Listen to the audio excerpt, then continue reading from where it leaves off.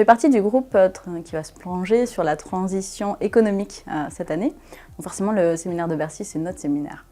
Je retiens de ces séminaires forcément des intervenants de très bon niveau et puis des enseignements qui font écho avec mon quotidien, puis celui de mes clients. Des enseignements que je classerais sous 3 thématiques, je dirais. La première, c'est une thématique sur un constat qui est que la crise n'est pas finie. Le directeur général de l'INSEE nous mentionnait que 70% des entreprises ont encore des problèmes d'approvisionnement. Donc clairement, on est encore dedans.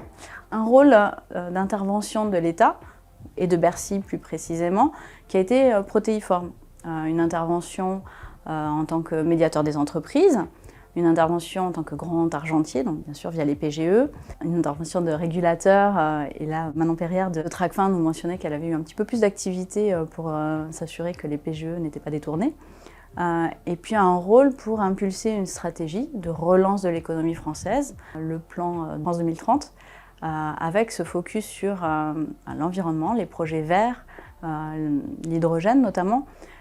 Et là, clairement, je dirais que toutes ces problématiques font écho avec notre quotidien, côté conseil financier, avec un focus via la visite du Fab Lab Village Makers, via l'intervention aussi de Nadia Filali sur les crypto-monnaies et la blockchain, où la France n'a pas à rougir via sa crypto-licorne Ledger par exemple, où clairement la France a pris sa place et devient plus innovant sur le pays. Le dynamisme de la France a continué en 2021 avec un nombre record de 43 offres publiques, qui est un record depuis 10 ans. Clairement, Jean-Baptiste Lemoyne. Il a commencé son intervention par nous rappeler la devise de Saint-Cyr. Ils s'instruisent pour vaincre et nous dire qu'il nous jalousait un petit peu d'avoir la possibilité de faire un break dans nos vies fort remplies. J'avoue que ça a complètement fait écho avec ce pourquoi j'ai rejoint le cycle cette année.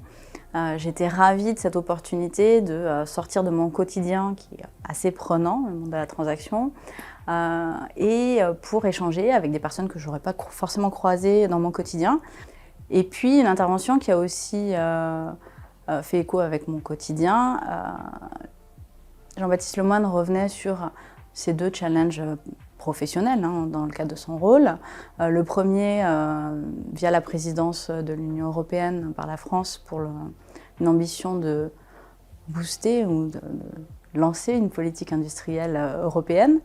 Et un deuxième challenge d'organisation d'États ensembliers de certaines filières, dont la filière du tourisme.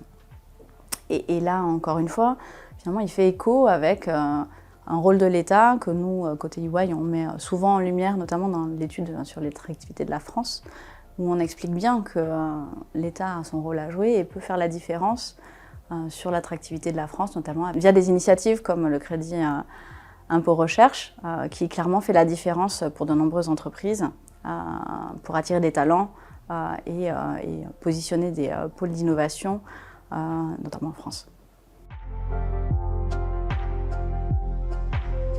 Alors, Citeco, sans aucun problème. C'était une visite passionnante donc par Philippe Genest, qui est le directeur de l'établissement.